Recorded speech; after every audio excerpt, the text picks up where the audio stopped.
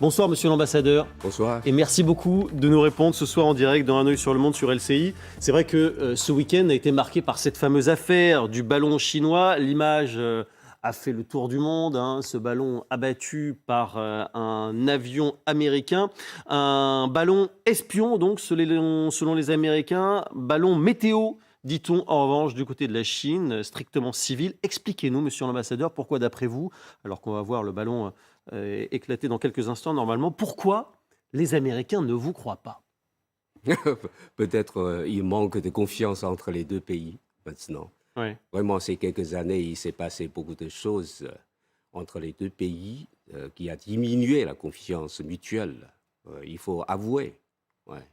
Donc cette affaire, le ballon, et bien sûr, est un ballon météo au lieu d'être un ballon espion.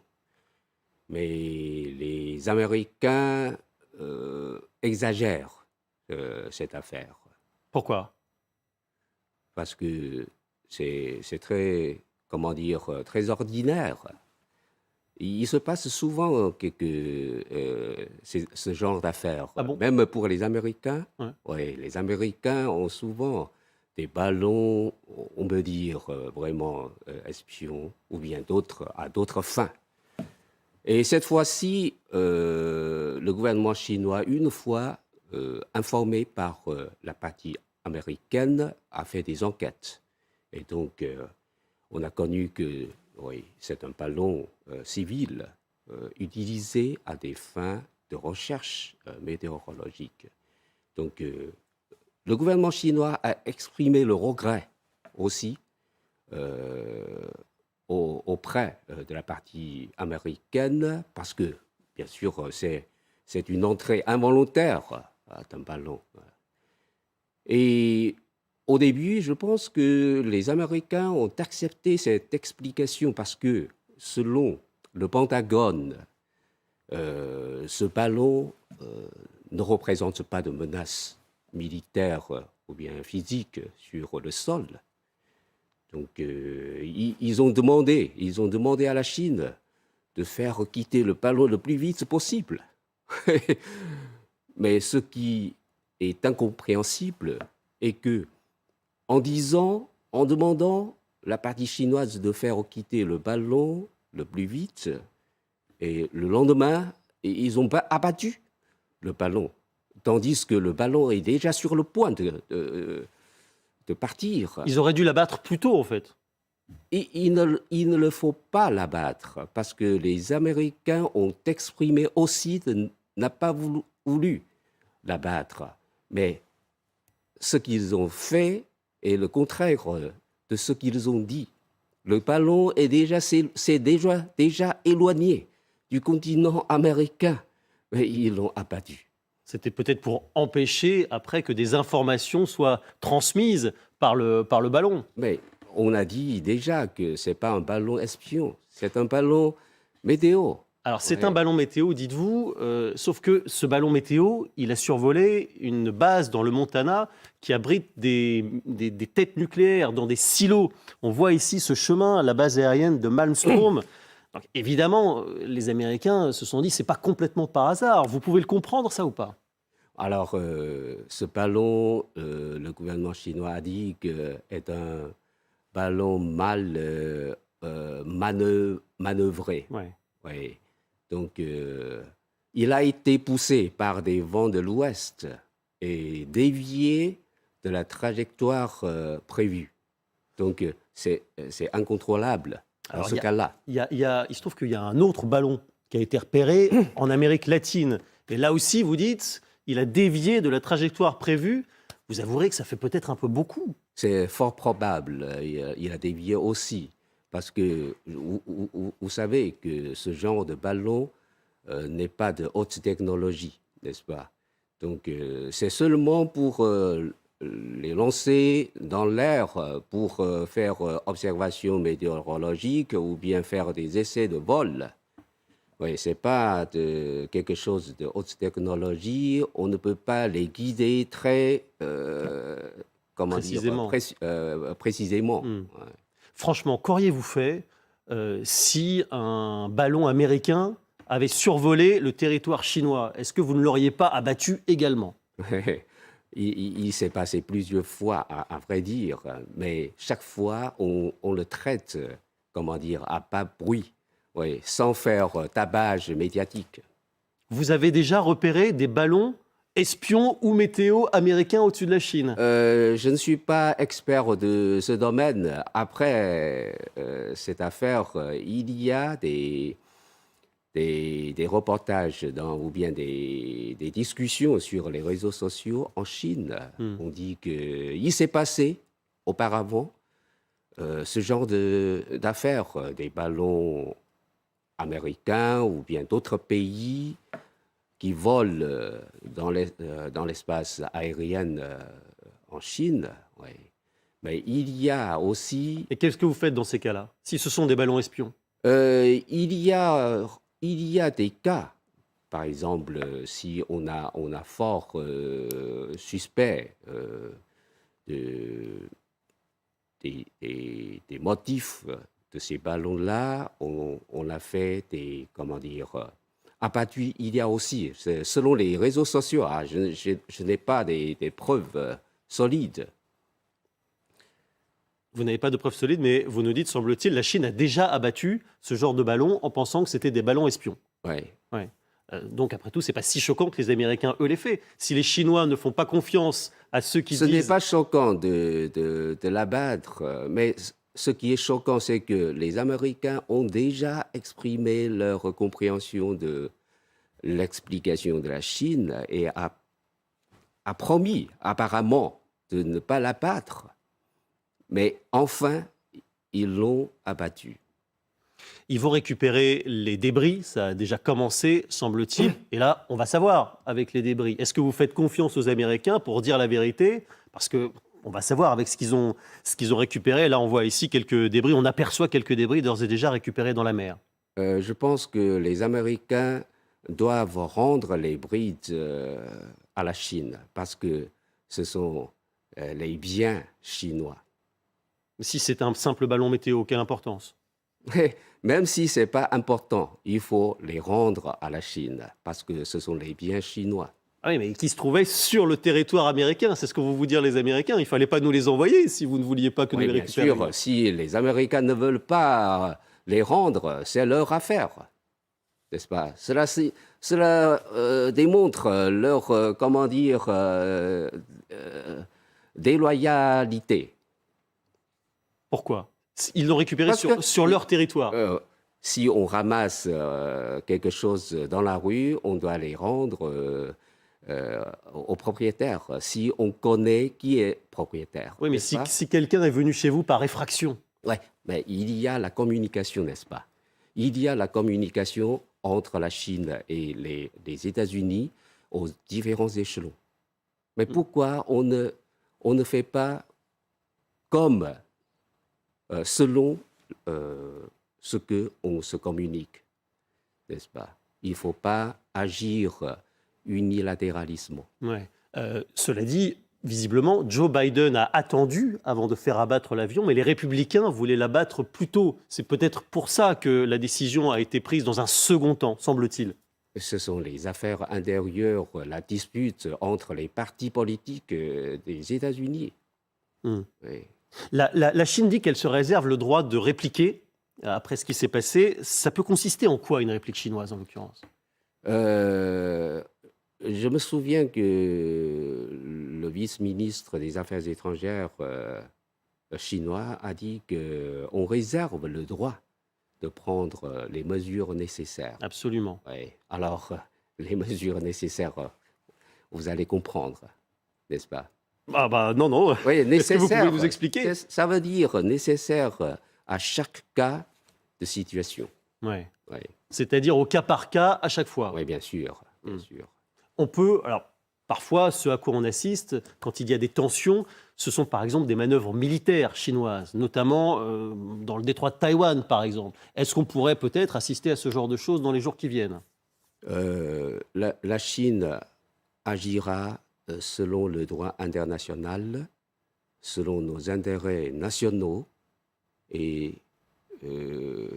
selon la situation précise sur place. Et plus concrètement, ça peut vouloir dire quoi comme action? Vous savez, on ne, on ne dit généralement pas concrètement. D'accord. Là. D'accord. Ouais. Donc on attendra de voir. Ouais. Le secrétaire d'État américain, Anthony Blinken, devait venir en Chine. C'était une visite importante, puisque aucun secrétaire d'État américain n'est venu en Chine depuis 2018. Et vu le contexte des relations difficiles entre les deux pays, évidemment, c'était important. Et il a finalement, à cause de cette affaire, annulé sa venue. On l'écoute. J'ai très clairement exprimé le fait que la présence de ce ballon dans notre espace aérien est une violation de notre souveraineté et du droit international. C'est un acte irresponsable et le fait que le gouvernement chinois ait suivi cette voie à la veille de ma visite se fait au détriment des discussions que nous devions avoir. Alors, que lui répondez-vous? Alors, aussi la Chine que les États-Unis n'ont pas annoncé qu'il y aurait une telle ou telle visite entre les deux pays. Donc, il n'est pas question de la reporter, n'est-ce pas? Alors, mais il était censé venir quand même. Il était supposé venir. Il était attendu chez vous. Mais est-ce que vous remarquez que la partie chinoise n'a jamais annoncé qu'il y aurait une visite du secrétaire d'État américain prochainement, n'est-ce pas? Et selon les annonces du secrétaire d'État Blinken, selon lui, il reporte cette prétendue visite en Chine à cause de cette affaire du ballon météo. Alors pour moi, je pense que sa comment dire, prétendue visite ne tombe pas à un bon moment parce que c'est quelque temps. Les Américains ont fait beaucoup d'activités envers la Chine, qui est contre la Chine, tant sur le plan militaire que sur le plan scientifique, que sur le problème de Taïwan. Par exemple, sur le plan militaire, les Américains ont rallié des pays asiatiques tels que le Japon, la Corée du Sud, pour construire un siège militaire pour contrer la Chine. Et ils ont augmenté leur base militaire aux Philippines.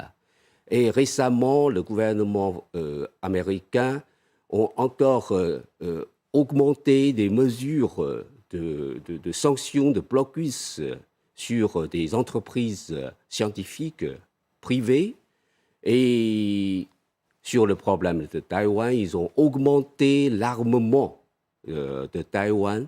Et au mois d'avril, le président de la Chambre des représentants américains a aussi un programme de visiter Taïwan. Tout ça c'est enfreint ou bien au détriment des intérêts vitaux chinois. Le gouvernement chinois a déjà fait plusieurs représentations auprès de l'administration du Parlement américain pour qu'il cesse de faire ce genre d'activité anti-chinoise, mais ils n'ont pas écouté.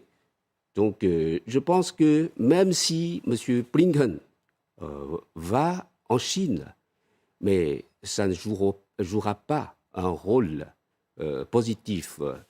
Sa visite, on peut dire, est programmée après la rencontre du président Xi Jinping et le président Biden en marge du sommet de G20. Ouais, alors, sa visite, c'est pour concrétiser les consensus des deux présidents. Mais avant sa visite, les États-Unis ont déjà brisé ces consensus. Donc, à quoi ça sert, sa visite? Donc, de toute façon, vous ne souhaitiez pas qu'il vienne? Selon moi, je pense que ce n'est pas un bon moment. Même s'il n'y avait pas eu l'affaire du ballon? Oui, je pense que c'est pas, il n'y avait pas un bon atmosphère pour la visite. Bah, Donc il avait décidé de venir tout seul, sans vous consulter. oui, je ne sais pas. Je ne sais pas. Pour faire réussir une visite, il faut créer de bonnes conditions de part et d'autre. Ouais. Ouais. C'est vrai que vous avez parlé du sommet de Bali, où on a vu le président Xi, le président Biden, ensemble, déterminés à ouvrir une nouvelle page dans leur relation. Tous ces efforts aujourd'hui sont réduits à néant, c'est fini, zéro? Alors, le gouvernement chinois est toujours d'avis de développer nos relations bilatérales avec les États-Unis selon les principes avancés par le président Xi Jinping, à savoir le respect mutuel, la coexistence pacifique, la coopération gagnant-gagnant. Donc, nous exprimons toujours notre intention sincère de développer, d'améliorer les relations avec les États-Unis. Alors, donc, il faut que les États-Unis œuvrent dans le même sens avec la Chine. Ouais. Donc, si seulement la Chine qui fait des efforts, alors de l'autre côté, ils font le contraire. Donc, on ne peut pas réussir, on ne peut pas atteindre notre objectif. Alors, vous avez parlé de Taïwan, c'est évidemment un sujet très très sensible. Je voudrais que vous écoutiez ce qu'a déclaré le patron de la CIA, Monsieur Burns, c'était jeudi dernier dans une université américaine. À propos de Taïwan, notre évaluation à la CIA est que je ne sous-estimerai pas les ambitions du président Xi Jinping vis-à-vis de Taïwan. Il a été assez clair sur ce sujet depuis des années. Je pense qu'il a suivi très attentivement, nous semble-t-il, l'expérience de Poutine en Ukraine et il a été un peu perturbé par cela aussi. Nous savons, grâce aux renseignements, qu'il a chargé l'armée populaire de libération de se tenir prêt pour 2027 pour mener à bien une invasion. Maintenant, ça ne signifie pas qu'il a décidé de le faire en 2027 ou à un autre moment, mais c'est un rappel du sérieux de son objectif et de son ambition. Est-ce qu'il a raison quand il dit ça? Le président Xi a demandé à son armée d'être prête pour une invasion de Taïwan en 2027, même s'il précise, je le rappelle, pour que ce soit bien clair, que ça ne veut pas dire qu'il y aura cette invasion d'ici à 2027. Donc, il n'y a pas d'invasion parce que Taïwan fait partie de la Chine. Donc, résoudre une affaire intérieure, on n'a pas besoin d'invasion, n'est-ce pas? On ne sort pas du pays pour envahir d'autres pays. Taïwan, c'est une province de la Chine. Alors, le gouvernement chinois reste toujours prêt à résoudre le problème de Taïwan par le moyen pacifique. C'est ce moyen-là qui est privilégié aujourd'hui. Oui, en poursuivant le principe un pays, deux systèmes. Et la réunification pacifique. C'est notre principe. Mais si ça n'avance pas, vous savez que... C'est le problème, c'est le problème. Maintenant, le problème est que à l'île de Taïwan, les autorités au pouvoir, elles sont pour l'indépendance. Oui, ce sont des forces sécessionnistes. Oui. Et à l'extérieur, il y a les Américains qui apportent des soutiens ou bien encouragent les forces sécessionnistes de Taïwan à continuer leur fuite en avant dans la poursuite de l'indépendance. Alors, le problème est que le gouvernement chinois est résolu, et le peuple chinois aussi est résolu de réunifier la patrie. Donc, d'ici à 2027 il n'y a pas de calendrier, mais nous allons certainement réussir cette œuvre de réunification de la patrie par tous les moyens. Ouais. Y compris... Toutes les options sont sur la table. Ouais. Sont sur la table. Donc, bien sûr, la priorité, c'est la réunification pacifique. Ouais. Mais si Mais ça ne marche pas par la voie Si pacifique, ça ne marche pas, nous ne, comment dire, nous ne garantirons pas de ne pas recourir aux moyens non pacifiques. mais dans ce cas-là, les Américains, Joe Biden en l'occurrence, ont dit qu'ils interviendraient, ce qui transformerait... Cela dépend d'eux. Cela dépend d'eux. Bah, ils l'ont annoncé, ils l'ont dit. Ouais, mais ils vont dire on continue notre affaire, notre œuvre. Ouais. Ouais.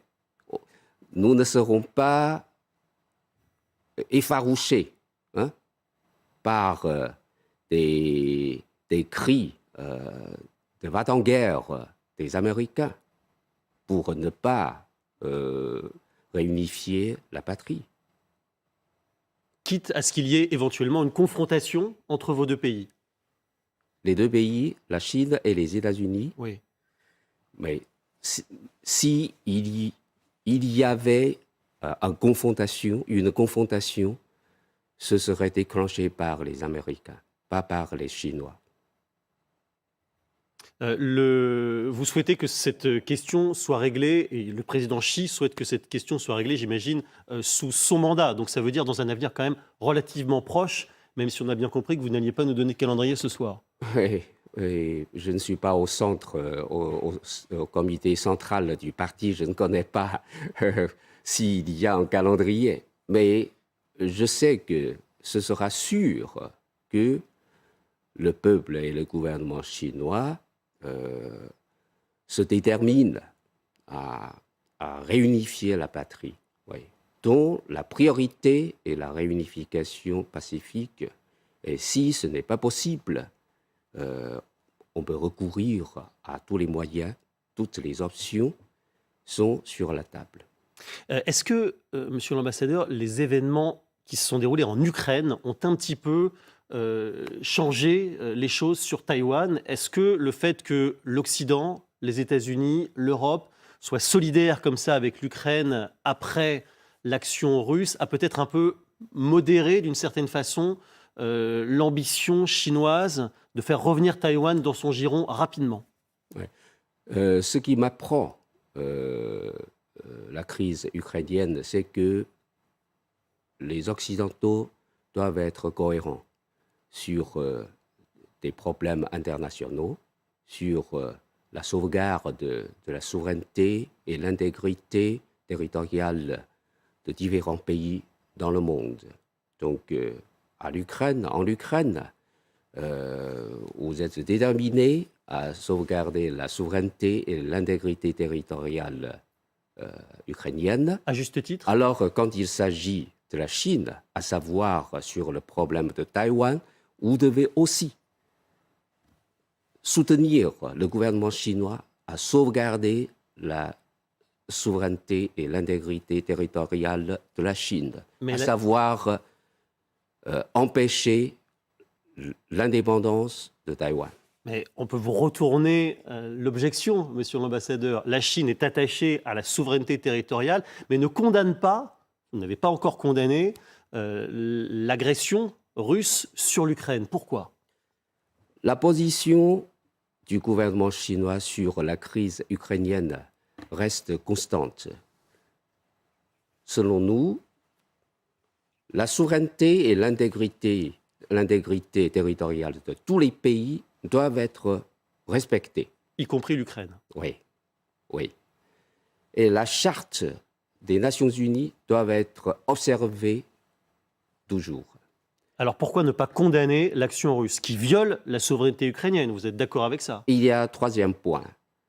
La préoccupation sécuritaire légitime de tous les pays doivent être aussi respectées, prises en compte. Et pour nous, nous sommes toujours pour la solution pacifique de cette crise-là. Donc nous considérons que tous les efforts favorables à la solution pacifique de cette crise doivent être soutenus.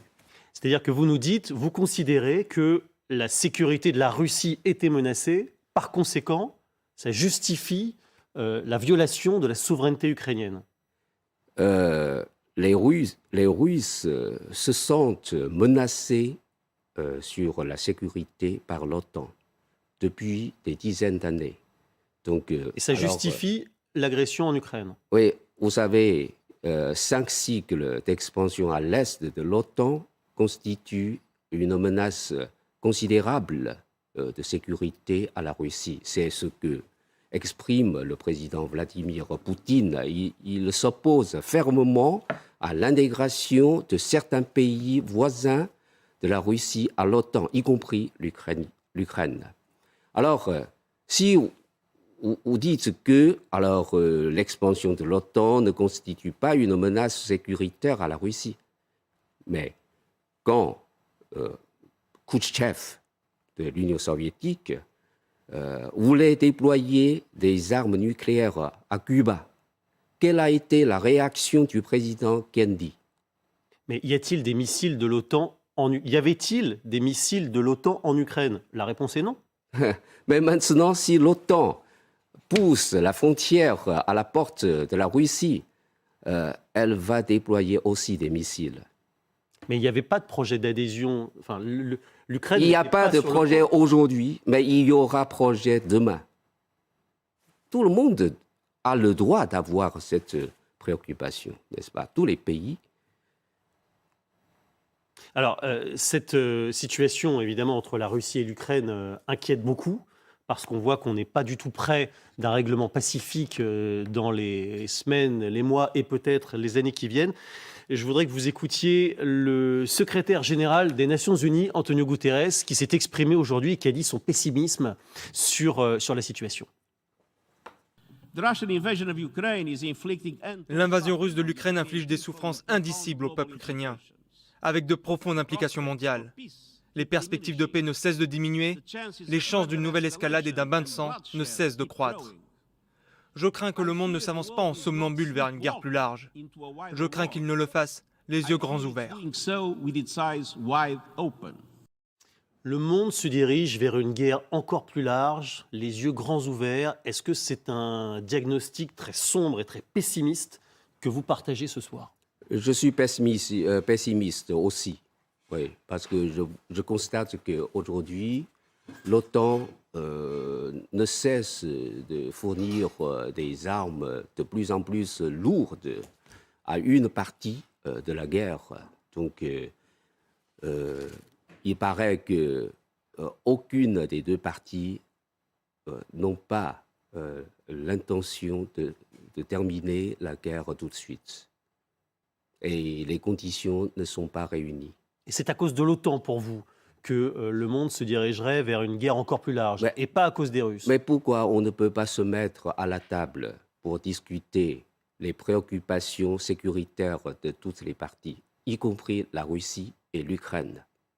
Mais si demain, on dit à la Russie, l'Ukraine n'intégrera pas l'OTAN, comme c'était déjà le cas avant, la Russie ne se retirera pas malgré tout du Donbass et de la Crimée, vous le savez. Mais vous pouvez discuter, négocier, tout ça, n'est-ce pas? Mais c'est la nature propre de résoudre un problème par voie pacifique. Vous critiquez beaucoup les livraisons d'armes de l'OTAN aux forces ukrainiennes. Il y a des livraisons d'armes américaines que vous critiquez beaucoup. Les Français aussi livrent des armes aux Ukrainiens. Est-ce que pour vous, c'est la même chose et vous critiquez la France pour cela? Et, à vrai dire, la Chine reste neutre sur cette crise-là, mais nous pensons que fournir toujours des armes de plus en plus lourdes à une partie de la guerre n'est pas favorable à terminer très vite cette guerre-là. C'est un peu comme jeter de l'huile sur le feu. Mais s'il n'y avait pas d'armes, la guerre serait sans doute effectivement terminée, mais parce que les Russes l'auraient gagnée très facilement. Mais au début, les deux parties, la Russie et l'Ukraine, avaient déjà l'intention de négocier. Oui. Au mois de mars de l'année dernière, ils sont presque tombés d'accord sur les négociations de paix.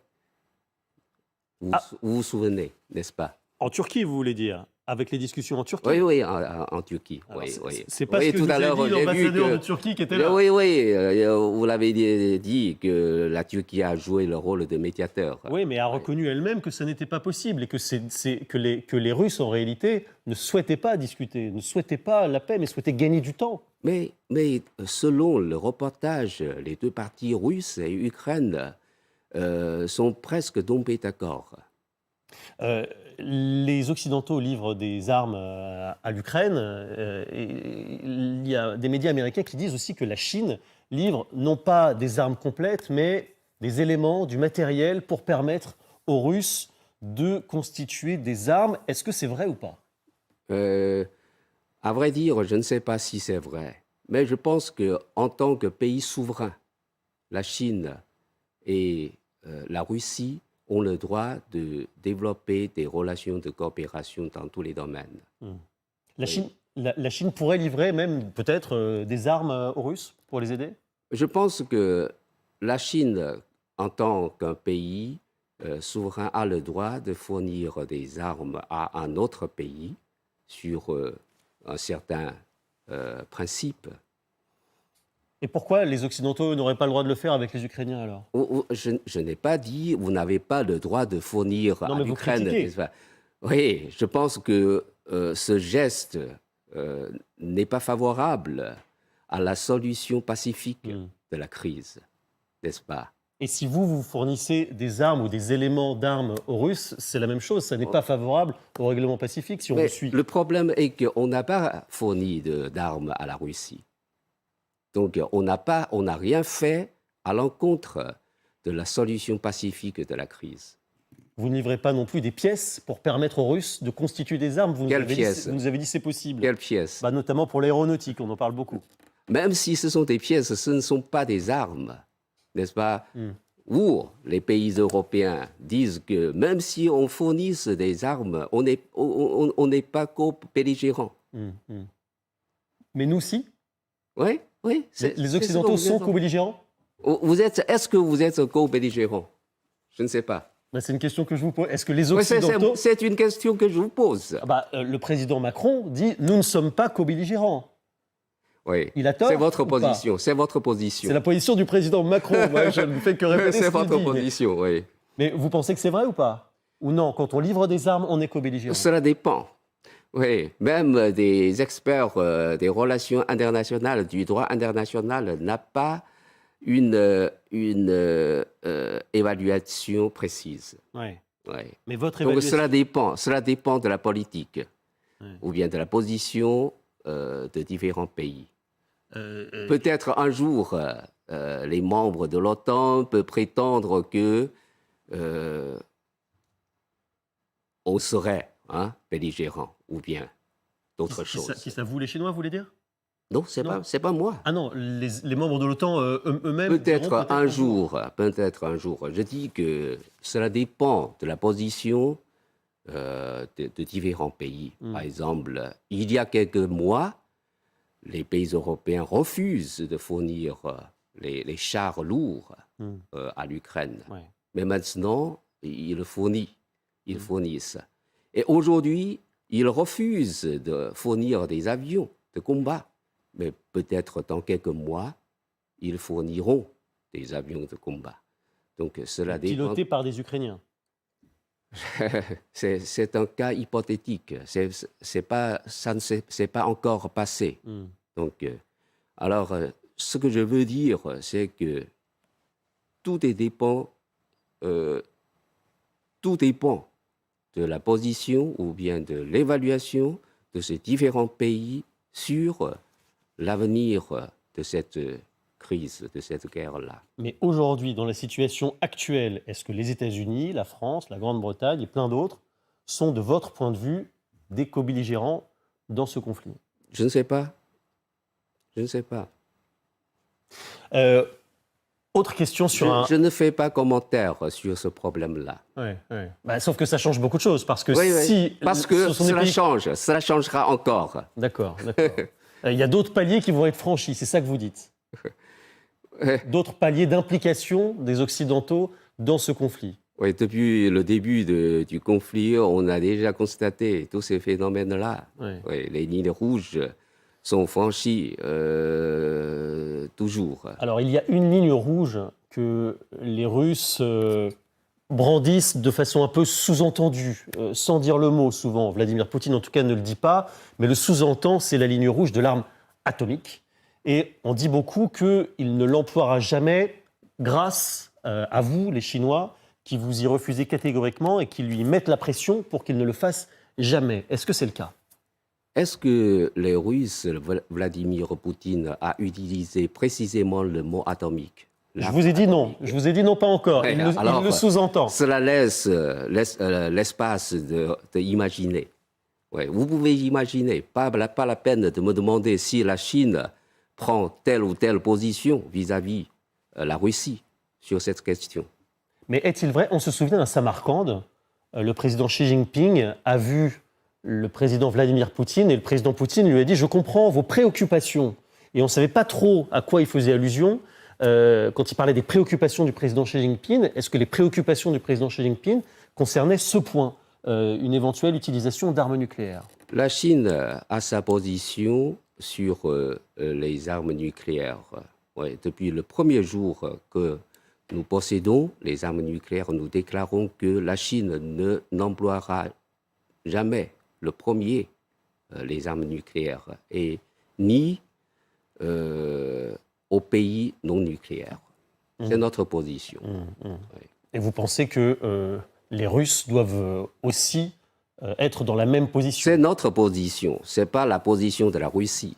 Oui. Ce n'est pas non plus la position de la France Ouais. et des pays occidentaux. Le président Poutine a laissé entendre, mais vous allez nous dire si c'est vrai ou pas, que le président Xi pourrait venir à Moscou dans les jours qui viennent. Est-ce que c'est une information que vous nous confirmez, qui n'a pas encore été confirmée côté chinois? La Chine, du côté chinois, nous n'avons pas annoncé aucune information là-dessus. Et vous le souhaitez? Vous pensez que ce serait une bonne idée? Parce que Vladimir Poutine, il y compte, hein, il vous attend. Hein. Mais je pense que les autorités chinoises n'ont pas annoncé l'information. Ce serait bien, ce serait souhaitable. Mais au vu du niveau élevé des relations bilatérales entre la Chine et la Russie, je pense que les deux dirigeants se rencontrent en face à face, c'est très normal. Que pourrait dire Xi Jinping s'il allait demain voir Vladimir Poutine? Que pourrait-il lui dire? Mais ça ne s'est pas encore passé. Non, mais si ça se passe, il faut bien qu'il vienne pour lui dire quelque chose, qu'il ait un message. Oui, je pense que auparavant, dans chaque de leurs rencontres, les deux dirigeants parlent toujours du développement des relations d'amitié et de coopération bilatérale. Dernière chose, si vous voulez bien, monsieur l'ambassadeur, qui n'a rien à voir, mais je voulais avoir votre sentiment parce que vous avez fait un tweet, l'ambassade en tout cas a fait un tweet dessus, sur le dernier Astérix, figurez-vous, qui vient de sortir et qui se passe en Chine. Est-ce que vous l'avez vu ou pas? C'est quoi le tweet? C'est un tweet où il y a l'affiche du film Astérix et Obélix. C'est très intéressant, oui. Vous l'avez vu le film ou pas? Pas encore. Et vous irez le voir? J'essaie. Bon. J'essaie.